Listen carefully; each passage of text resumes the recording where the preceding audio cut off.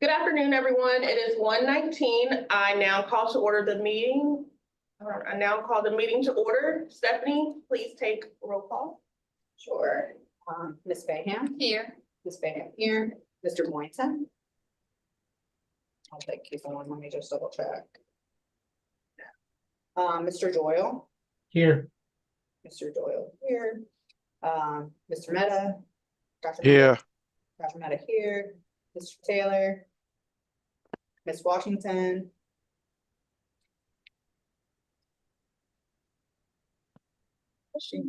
Here. Just Renata, we need your camera on in order to count you for the quorum.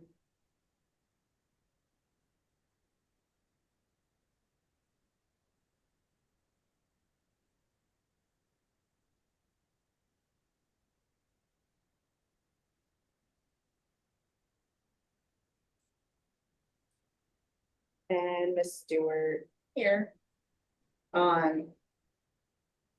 We have exactly a quorum unless Renata can have her camera on. So just let you know that we cannot have anybody leave right now. There we go. Thank you. Perfect. And then just before we get started, I see Aiden has his hand raised. I don't know if you had a question, Aiden. I know you're not on the EE committee, but you are welcome to be here. But if there's confusion, please let me know if that was your question. Or if he wants to join, Or if you want to join the committee. the chair is here, so she can add you to the committee now. Does you want to join? You've been unmuted, Aiden. Okay, I'm so confused and I'm so sorry. I was trying to join and it wouldn't let me.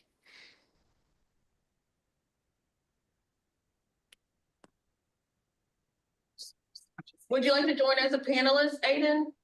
Yeah, Okay. So I just want to make sure, so would you like to be on the Education and Employment Committee also? So that way I can add you to the role and Brooke can appoint you to the committee? you can, Or not? yes, ma'am. I didn't know what chair, I'm sorry. Okay, that's good. Okay, And then I'll go ahead and add you if Renata would like to appoint them. There we go. Okay, so we're good then. I went ahead and added him, so we're good for quorum. Sorry, thank you. Thank you, Stephanie. Before we start, here are the meeting rules. For people in the room, raise your hand if you want to speak. Wait until I call on you before talking. Keep side conversations quiet. Stay on the topic we are discussing.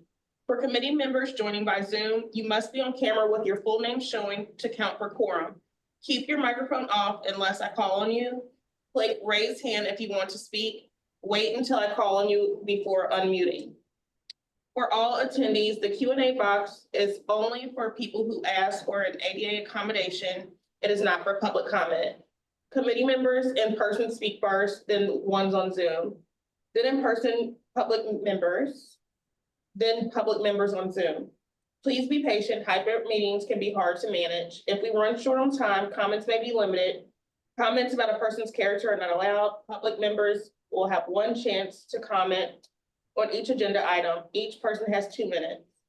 Public comment will also happen before a vote or at other times if I allow it. Let's work together to keep the meeting respectful and on track. Everyone should have reviewed the January meeting summary. A copy is in your packet and linked in the agenda sent by email. I need a motion to accept the minutes.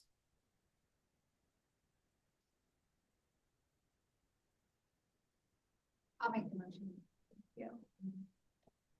Can I second? Okay, I need a second. This is Liam, my second. The January meeting summary passes by unanimous consent.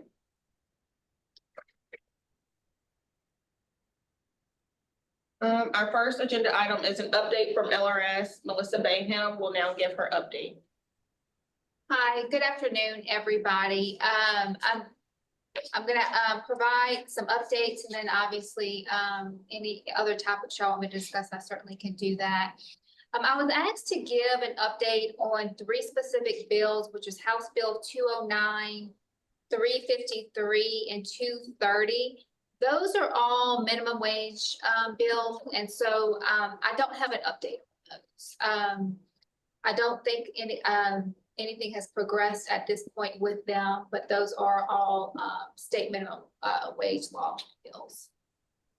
In terms of what we are looking at, definitely House Bill 1, which is the budget bill, but so far there's been no movement in terms of our allocation in House Bill 1 at this point. I was also asked to give an update on the MOU that we have with the Department of Education.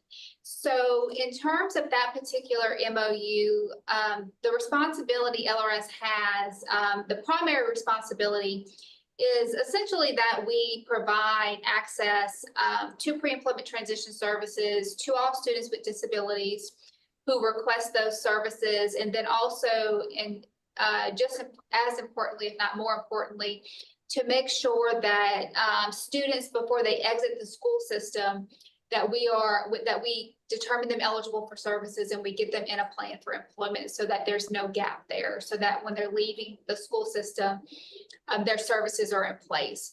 So we know that that obviously is not perfect at this point because of our staffing, and I'm going to talk about our staffing in a minute. However, our staffing is improving. I do have some numbers to share with you to kind of show that we have increased our pre-employment transition services. So at this time last year, we had 3,805 students in pre-employment transition services. And this year, at this point, we have 4,829. So we're definitely increasing participation. And we continue to look for ways to make these services better, to make them more seamless. So one thing that we have done to kind of address the staffing issue is we did negotiate, and we do have executed 2 pre-employment transition services staffing contracts. One is in Shreveport, and the contractor for that contract is Easter Seals. And we have a contract in New Orleans, which is Families Helping Families of Greater New Orleans. The New Orleans contract was a little, it came after the Shreveport contract, and that one has been a little bit more slow moving, but just because of hiring. But I know we do have our first staffing, our first staff person coming on board on that contract imminent. They're in the process of hiring their first person in that contract. We are also in the middle of negotiating a contract for Baton Rouge, and once that has been finalized, it's still in the negotiation period. But once we have executed that contract, I will certainly share with you the contractor for Baton Rouge. In terms of third-party cooperative arrangements, which are our contracts with school districts, we still have 16 of those. And we continue to have school districts who will ask for information on those particular contracts. And, but we don't have any new, any new contracts that are upcoming or anywhere near that. But as school districts approach us, we do provide them with that information. We are in the state planning period. Every 2 years we have to modify our state plan. And so we're in the state plan modification period. This is the Workforce Innovation and Opportunity Act state plan, meaning it's not just vocational rehabilitation. It's all of the workforce programs and adult education. So that state plan should be out for public comment on April the 10th. So that will be posted on the Louisiana Works website for your public comments, and it'll be out for 15 days. And the last update that I want to give is a very exciting update because I have been talking about this for many, many years, and I hope y'all are excited as I am. So on March the 3rd, or the 4th, I think it was March the 4th, Civil Service approved a special entrance rate for our rehabilitation counselor position. So our counselor position, our entry level, bachelor level counselor position has increased from $17.18 an hour to $21.04 an hour. So that is approved. It's already in effect. We also were able to give a 5% corresponding adjustment to all of our other rehabilitation staff. So that is the most positive update I can give right now. So we're hoping that with the increase in that counselor pay, plus the corresponding adjustments that we were able to give, we're hoping that will help with both recruitment and retention. So those are my updates.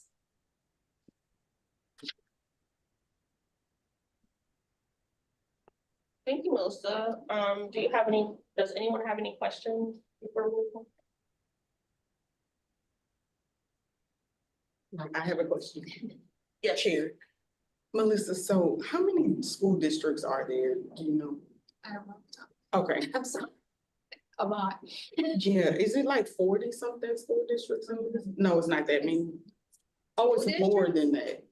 Because there's Okay. 6, yeah, Okay, I believe so. And then especially with I'm the like, charter what? school network. okay.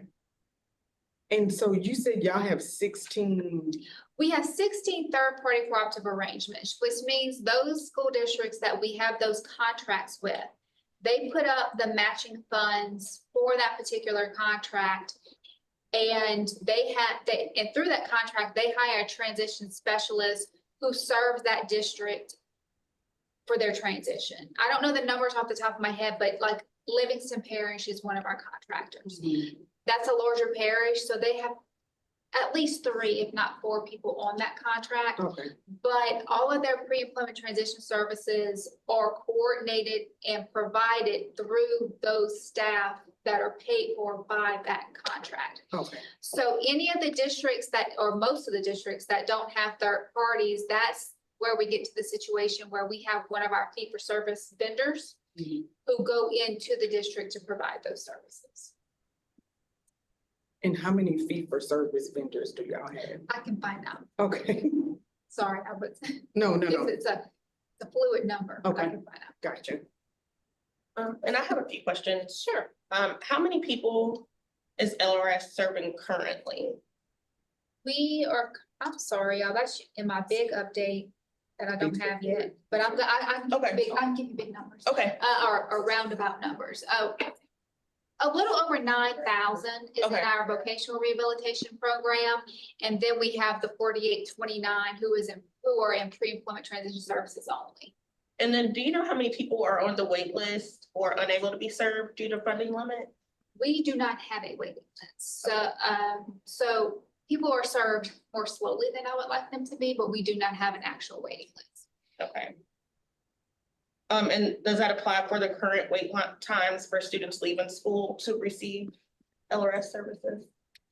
Right, but so what should happen is that we should, most of those students should be in pre-ETS cases. And then we should be identifying them while they're still in school and taking those applications. So their process is a little bit different, but it's gonna improve with these staffing contracts.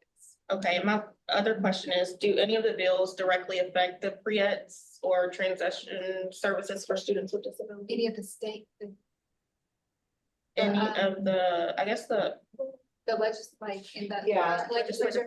There's I mean, legislation. the only thing that is gonna happen, if the more federal funds we receive, the higher the pre-ETS allocation is. So pre-ETS is 15% of our federal allocation. So the more federal money we get, the higher that 15% allocation would be. Oh, yeah, that's a, yes, sir. Will, if the funds were there, like if we got like the full ask on that HB1.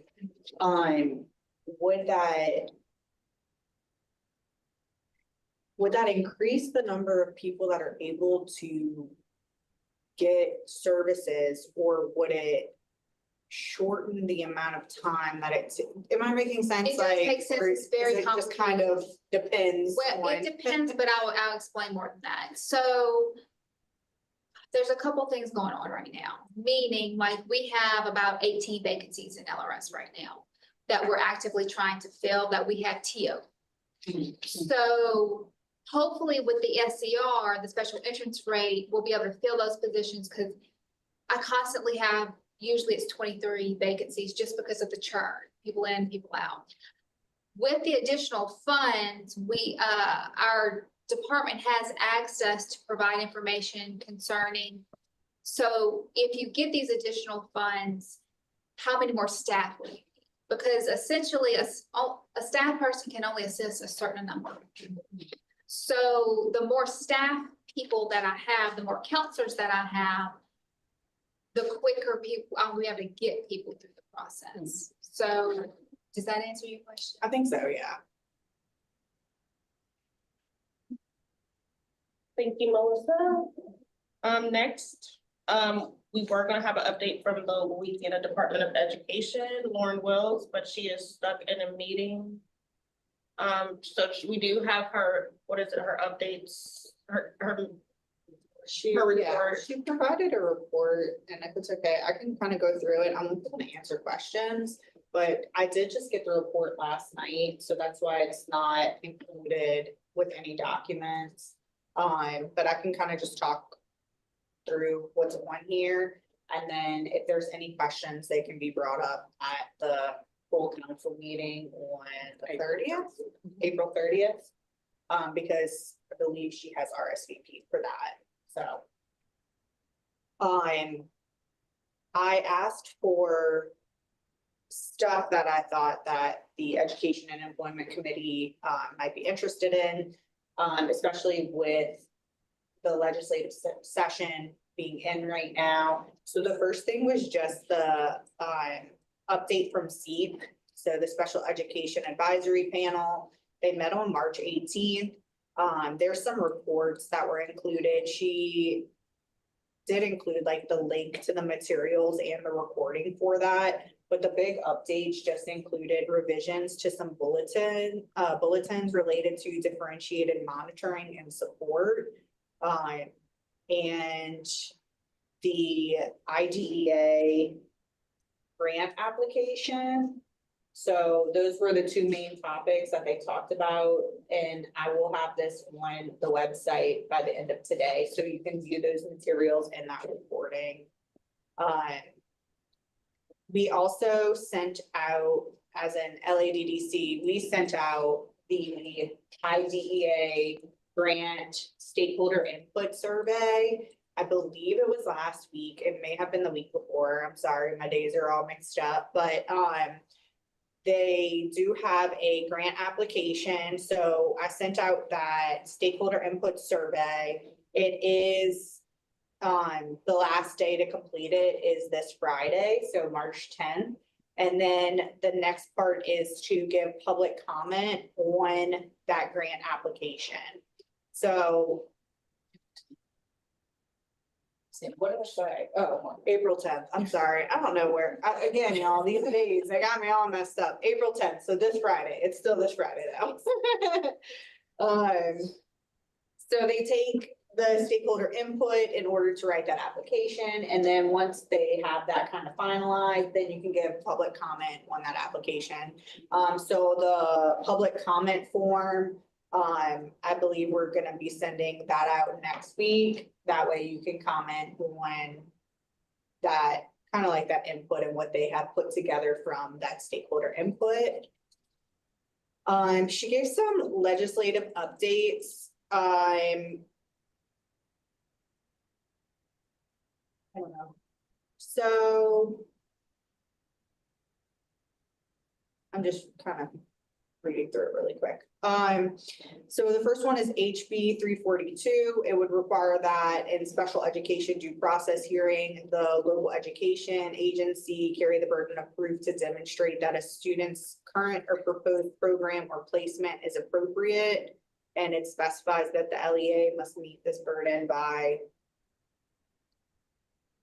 preponderance, thank you, of the evidence.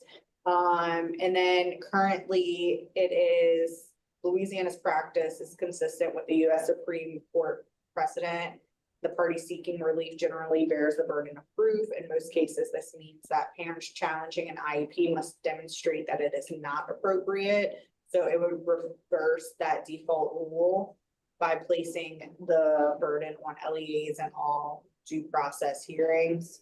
HB 352 would amend existing language to behavioral health services shall be provided instead of may. And physical classroom to the extent that is medically necessary. It also references supervision of the behavioral health provider, stating that if the supervision occurs virtually, then no other student except for that student receiving those services will be reported. And then Senate Bill 64, sponsored by Senator Hodges, addresses policies surrounding video and audio recordings from cameras and self-contained special ed classes. The bill amends the existing privacy and disclosure protocols, and it adds 2 key mandates.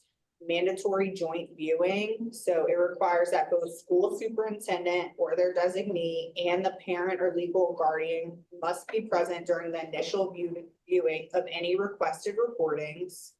And then also mandatory reporting, which requires that any person who views a recording and suspects that the footage shows a violation of state or federal law must report the suspected violation to the appropriate law enforcement agency. The next update is on seclusion and restraint. So all incidents of seclusion and restraint must be reported in ESER. I don't know exactly what that stands for, but I know it's like their electronic student like thing that they like where they report their reporting system. Key considerations with this report include our teachers and school staff using consistent protocols, tools, timelines for collecting and maintaining data. What are the follow-up and intervention procedures when these procedures repeatedly occur with the same student and or adult? In what manner and under what timelines or incidents communicated to principals, the local special education directors and parents? Who is responsible for submitting the incidents of seclusion and restraint? So those are all of, I think, all of the things that are when they submit those reports. But again, y'all can ask these questions because I'm not sure. Special education camera installation. It just says that the department oversees submissions of funding and special education camera receipts via EGMS. I don't know what that is either, but that's what it says. That's all I got on that because I'm just reading it. The Louisiana Works Partnership. So previously, LRS, they now go by Louisiana Works, but y'all are still LRS, right? Yeah, Address that. yeah. She had sent me this report last night as well, and so I let her know we still go by LRS, but we always identify ourselves by our department as well, which changed from the Louisiana Workforce Commission to Louisiana Works. Right. So we're still LRS. I asked about that last week too, so.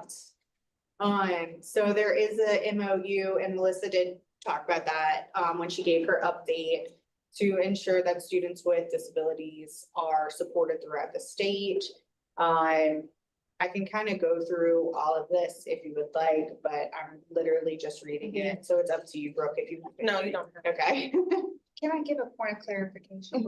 Yes. So there's 2 MOUs. Oh, So okay. the MOU that I gave an update on is the state level MOU between the workforce agent or the rehabilitation agency and the Department of Education.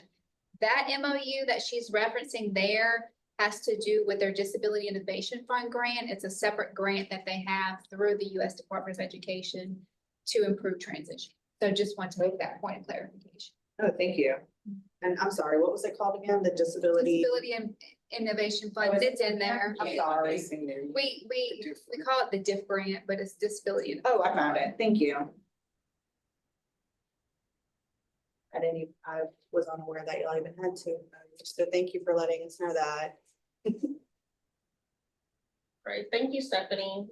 Since no one from LDOE has, came to, let's see, since no one from LDOE has came to, our committee meetings, I really want someone to make a motion to send to the full council. So we can write a letter to Kay, Brumley and maybe even the boards of commissions to explain that the Department of Education representative on the DD Council is required by the DD Act. And I really just want to make sure that we can get that done. Is there anyone that can make a motion?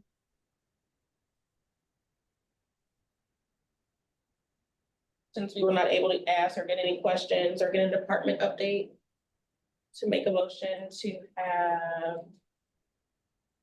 the full council write a letter to Kay Brumley and the boards of commission to explain that Department of Education representative on the DD Council is required by the DD Act. Aiden has his hand. Oh, yes, Aiden, I'll motion. thank you. Do we I'll have- second. Okay, thank you, Dr. Mita. Madam. Next, I'm sorry, what do we? I'm sorry, just give me 1 second. I'm gonna register your mission. that I have it correct. But just give me 1 moment. Let me pull up like a Word document real quick. You need me to say it over?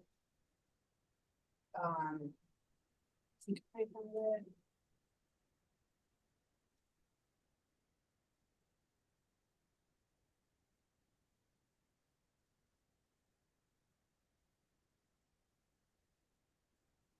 Oh, we have. Yes, yeah, I'm sorry.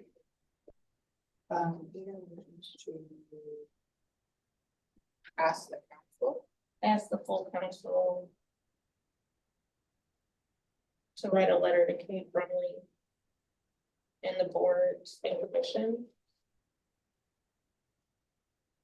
to explain that having a Department of Education representative on the DD Council is required by the DD Act.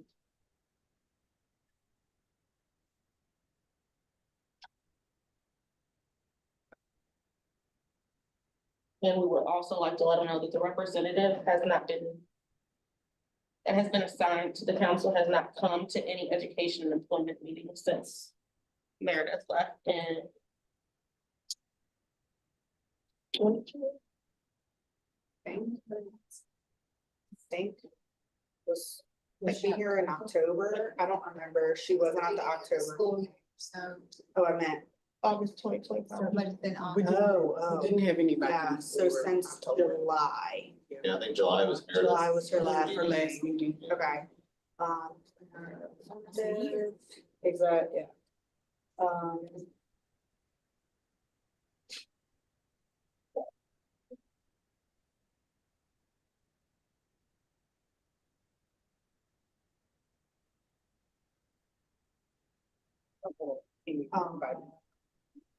Do you want me, let me just share this really quickly. I just want to make sure that I have wrote it correctly, and then if I need to change anything, I can. And then on public comment and vote, right? Discussion. I don't know if Dr. Meta still has his hand raised from before, or if he does have, like, if he wants to discuss this a little further. Let's see, just.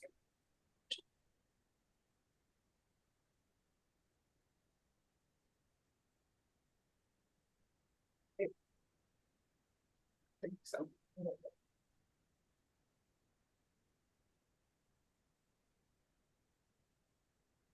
would you like me to read this motion? I think it's.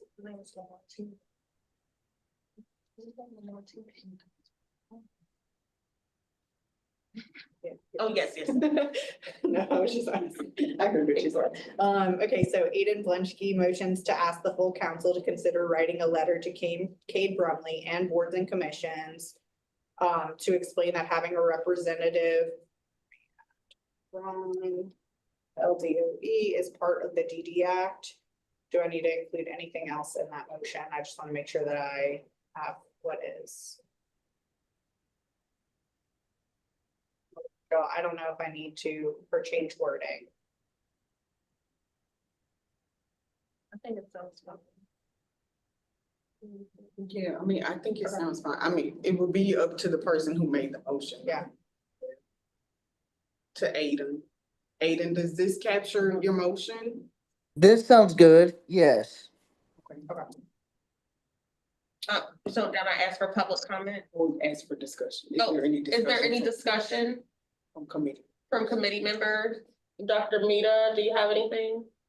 Yeah, I was gonna say, so we are talking about the EE committee, right? Not the full council, because I mean, was she not at the full council last time? Was. Yeah, Stephanie's gonna answer for you. Yes, we're talking about the Education and Employment Committee. She Okay. was at the full council meeting. Yeah, okay. She, has not been able to attend any Education and Employment Committee meetings. Got it. Right. The last time we had a representative was July of 2025. Got it. Thank you.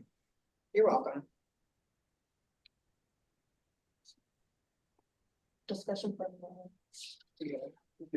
Discussion from the committee. Is there any more discussion from the committee? Now, do we have any public comment? No public. Okay, and now we'll move on to the roll call vote. Stephanie will. Sure.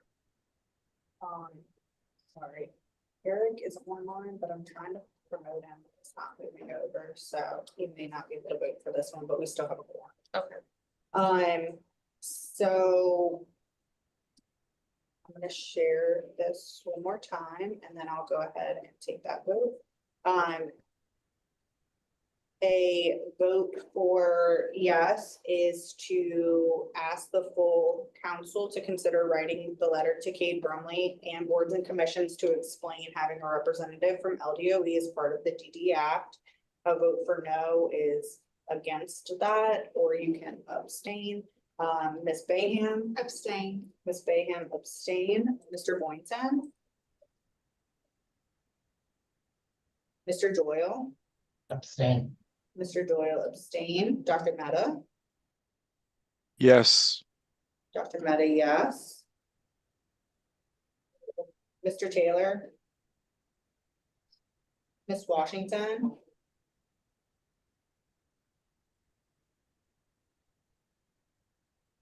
She had to step away from the phone. Mr. Blenchke. Yes. Mr. Blenchke, yes.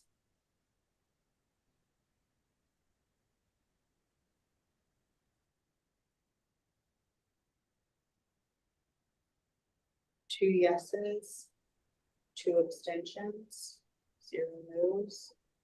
Don't know what to do with that. Does it fail? Do I need to wait for other people to come up? Does it pass? I'm not sure. What's the vote again? 2 yeses, 2 abstentions. Oh, it's a tiebreaker, right? Do I ask Brooke? Or is that considered a tiebreaker or no? I'm sorry. I don't know that it's necessary, I mean, because the abstentions are essentially just not doing anything, so your yays Okay, much have it. Okay. Because there's No no names. tie there's no between names. yays and Okay. nays, yeah. I just wanted to make sure that I had it correct. Thank you. Okay, so we have, You did have a quorum though, right?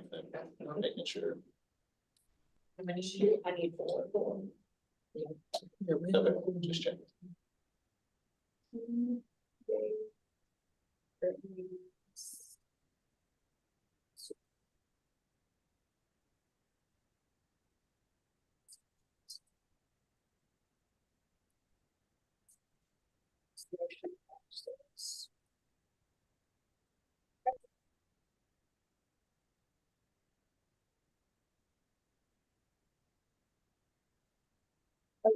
Passes, sorry. Next is an update on contractual activities. Stephanie will share her update.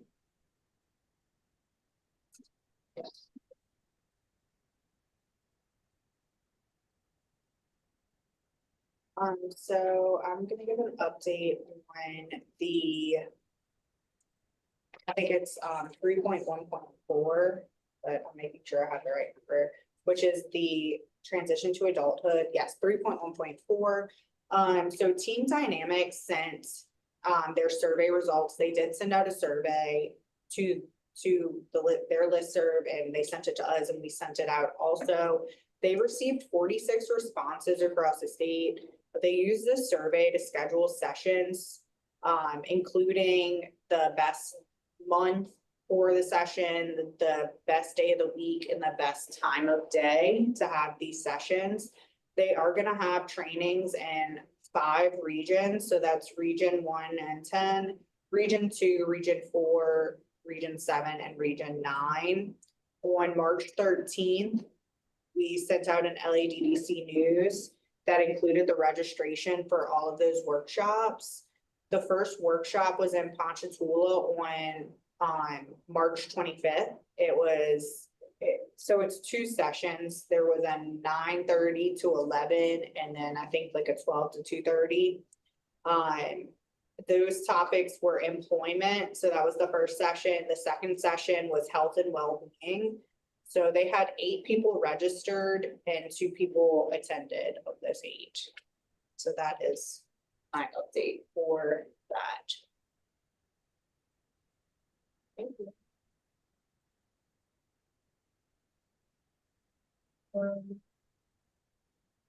Is there any questions before we move on? No question from Jay.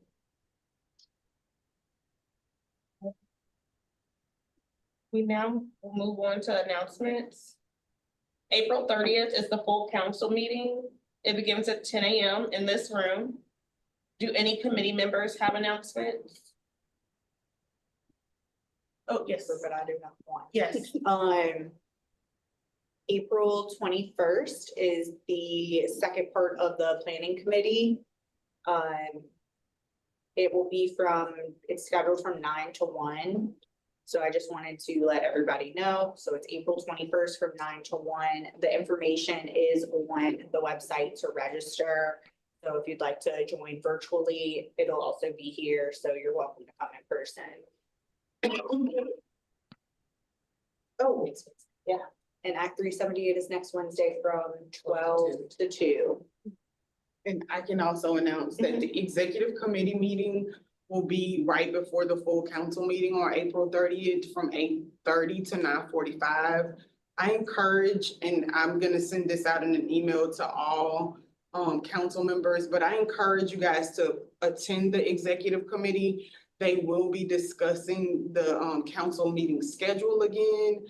And so I know that there were a lot of comments that we received from the survey that we gave you guys at every council meeting. Got a lot of feedback that a lot of people were not happy with the schedule. So we're gonna revisit the schedule. So I encourage members on this committee and every council member to attend the executive committee to make sure that you can get your comments in and we can come up with a schedule that not only saves the council money, but also everybody's satisfied with. I'm just worried about the participation in our meeting so far. The Self-Determination and Community Inclusion Committee met last week, and we were fighting to keep a quorum the entire time. So I do want to make sure that people are able to attend the meetings. I want to make it convenient for everyone. But we also want to make sure that people are participating and just responding to staff's emails. Because we even had a hard time getting people to RSVP for the committee meeting. So again, I encourage you guys to attend the executive committee from 8:30 to 9:45 on April 30th. And you have a hand. Mr. Aiden. Yes, Aiden.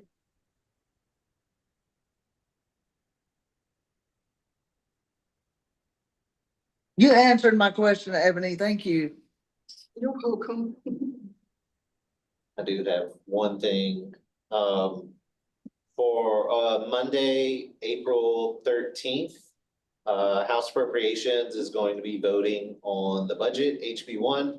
So for this committee's purposes, as y'all know, we're advocating for additional dollars for LRS, 6.8 million. So we are going to send out an alert, either today or tomorrow, depending on when we can get it done.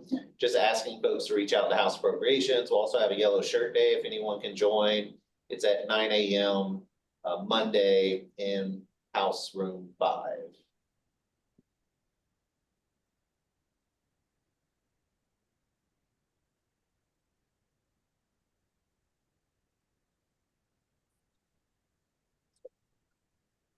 Did I ask any public comment? We just have. Oh, Liam? Just real quick piggybacking off, what Braden just said about the yellow shirt days. I know y'all have had, a few of them since, with the session. How have things been going with the, construction and all that? I hadn't heard any feedback saying it was negative, so I just want to make sure if there's anything else we need to do with that, before y'all come. Please let me know. Yeah, I mean, I would say based on our previous yellow shirt days, I mean, there's always concern for parking, which we knew that would happen. As far as the House Appropriations, when they had public testimony, I mean, that was not great. We had almost 60 people there. Probably 30% of them couldn't get in the room. They didn't open an overflow room, so they couldn't even watch the committee. And that's the first time, at least since I've worked here, that I can recall an overflow room was never available on public testimony day. So I thought that was strange. We even had reports that some sergeant at arms, when there were actual seats available in the room, that they weren't letting people come in. Now it might have only been, maybe 3 or 4 seats available, but that should have been available to the 3 or 4 people that could have taken those seats. So that's only some of the feedback that we've observed or seen. I know we can't address the parking situation, but certainly those other issues, I think, could have been in consideration for changes. Yeah, absolutely. If you could just, if someone from the Navy Council could just shoot me an email with that information, I'll make sure to get with Capitol Security ahead of next week and make sure that if we can get an overflow room and things like that, so that they're a little bit better. I think the one with the 60 people was kind of early in session, so they kind of know a little bit more of the flow. It should be a little bit easier, but I'm gonna do everything I can to make sure we get with Capitol Security and make sure that they have the space available. So like I said, if someone could just make a note to shoot me that in an email prior to the next yellow shirt day, I'll be sure to do what I can on that end to make sure they're ready. Liam, I sent it over to you. I can resend it just in case it went to Yes. or something. Please, I'm getting a ton of emails right now.